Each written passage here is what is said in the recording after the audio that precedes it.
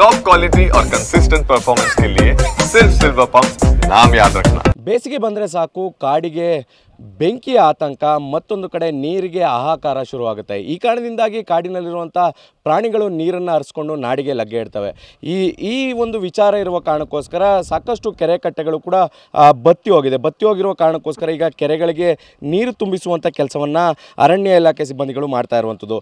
ಟ್ಯಾಂಕರ್ನ ಮೂಲಕ ನೀರನ್ನು ತುಂಬಿಸಲಾಗ್ತಾ ಇದೆ. ಈಗ ಸದ್ಯಕ್ಕೆ ನಾಗರಹೊಳೆ ಅರಣ್ಯ ಪ್ರದೇಶದಲ್ಲಿ ಸುಮಾರು 250ಕ್ಕೂ ಹೆಚ್ಚು ಕೆರೆಗಳಿದೆ. 250ಕ್ಕೂ ಹೆಚ್ಚು ಕೆರೆಗಳಲ್ಲಿ ಸಾಕಷ್ಟು ಕೆರೆಗಳಿಗೂ ಸಂಪೂರ್ಣವಾಗಿ ಬತ್ತಿ ಹೋಗಿರೋ ಕಾರಣಕ್ಕೋಸ್ಕರ ಇಲ್ಲಿ ಬರುವಂಥ ಪ್ರಾಣಿಗಳು ನಾಡಿಗೆ ನೀರನ್ನು ಹರಿಸ್ಕೊಂಡು ಬರ್ತಾ ಇದ್ವು. ಈ ಕಾರಣದಿಂದಾಗಿ ಮಾನವ ಮತ್ತು ಪ್ರಾಣಿಗಳ ಸಂಘರ್ಷ ಉಂಟಾಗ್ತಾ ಇತ್ತು.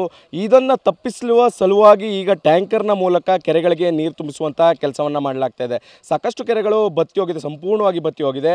ಟ್ಯಾಂಕರ್ನ ಸಹಾಯದಿಂದ ನೀರನ್ನು ಕೆರೆಗಳಿಗೆ ತುಂಬಿಸುವಂಥ ಕೆಲಸವನ್ನು ಮಾಡ್ತಾ ಇದ್ದಾರೆ. ಈ ರೀತಿಯಾದಂಥ ಕೆರೆಗಳಿಗೆ ನೀರನ್ನು ತುಂಬಿಸಿದ್ರೆ ಇಲ್ಲಿ ಬರುವಂಥ ಸಾಕಷ್ಟು ವನ್ಯಜೀವಿಗಳು ಇಲ್ಲೇ ಒಂದು ನೀರನ್ನು ಕುಡಿದು ಮತ್ತೆ ಕಾಡಿಗೆ ವಾಪಸ್ ಹೋಗ್ತದೆ. ಇಲ್ಲದಿದ್ದರೆ ಪಕ್ಕದಲ್ಲಿರುವಂಥ ಜಮೀನುಗಳು ಕೂಡ ಲಗ್ಗೆ ಇಡ್ತವೆ.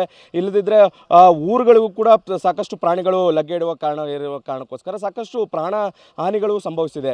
ಇದೆಲ್ಲವನ್ನು ತಪ್ಪಿಸುವ ಸಲುವಾಗಿ ಈ ರೀತಿಯಾದಂಥ ಟ್ಯಾಂಕರ್ ಮೂಲಕ ಕೆರೆಗೆ ನೀರು ತುಂಬಿಸುವಂಥ ಕೆಲಸವನ್ನು ಮಾಡಲಾಗ್ತಾ ಇದೆ. ಈಗ ದೃಶ್ಯದಲ್ಲಿ ನೋಡ್ಬೋದು, ಕಾಡಂಚಿನ ಪ್ರದೇಶದಲ್ಲಿ ಸಾಕಷ್ಟು ಜಮೀನುಗಳಿದೆ. ಈ ಒಂದು ಜಮೀನಿನಲ್ಲಿ ಪ್ರಾಣಿಗಳು ಕೂಡ ಬರ್ತಾ ಇದ್ದಾವೆ, ಆನೆಗಳು ಕೂಡ ಹೋಗುತ್ತೆ. ಈ ಕಾರಣದಿಂದಾಗಿ ವನ್ಯಜೀವಿಗಳು ಮತ್ತು ಮಾನವ ಸಂಘರ್ಷ ಶುರುವಾಗುತ್ತೆ. ಈ ಒಂದು ಸಂಘರ್ಷವನ್ನು ತಪ್ಪಿಸುವ ಸಲುವಾಗಿ ಅರಣ್ಯ ಅಧಿಕಾರಿಗಳು ಈ ರೀತಿಯಾದಂಥ ಕೆರೆಗಳಿಗೆ ನೀರು ತುಂಬಿಸುವಂಥ ಕೆಲಸವನ್ನು ಮಾಡ್ತಾ ಇದ್ದಾರೆ. ಸುಮಾರು 20ಕ್ಕೂ ಹೆಚ್ಚು ಕೆರೆಗಳಿಗೆ ಈ ರೀತಿಯಾದಂಥ ನೀರನ್ನು ತುಂಬಿಸುವಂಥ ಕೆಲಸವನ್ನು ಮಾಡ್ತಾ ಇದ್ದಾರೆ. ಜೊತೆಗೆ ಇದಲ್ಲದೆ ಸೋಲಾರ್ನ ಮೂಲಕ ಕೆರೆಗಳಿಗೆ, ಬೋರ್ವೆಲ್ನ ಮೂಲಕ ಕೆರೆಗಳಿಗೆ ನೀರು ತುಂಬಿಸುವಂಥ ಕೆಲಸವೂ ಕೂಡ ಮಾಡ್ತಾ ಇರುವಂಥದ್ದು. ಒಟ್ಟಾರೆಯಾಗಿ ಮಾನವ ವನ್ಯಜೀವಿ ಸಂಘರ್ಷವನ್ನು ತಪ್ಪಿಸುವ ಸಲುವಾಗಿ ಈ ರೀತಿಯಾದಂಥ ವಿನೂತನ ಪ್ರಯತ್ನವನ್ನು ಅರಣ್ಯ ಇಲಾಖೆ ಮಾಡಿಕೊಂಡಿರುವಂಥದ್ದು. ಕ್ಯಾಮ್ರಾ ಪರ್ಸನ್ ರಘು ಜೊತೆ ದಿಲೀಪ್ ಚೌಡಳ್ಳಿ, TV9 ಮೈಸೂರು.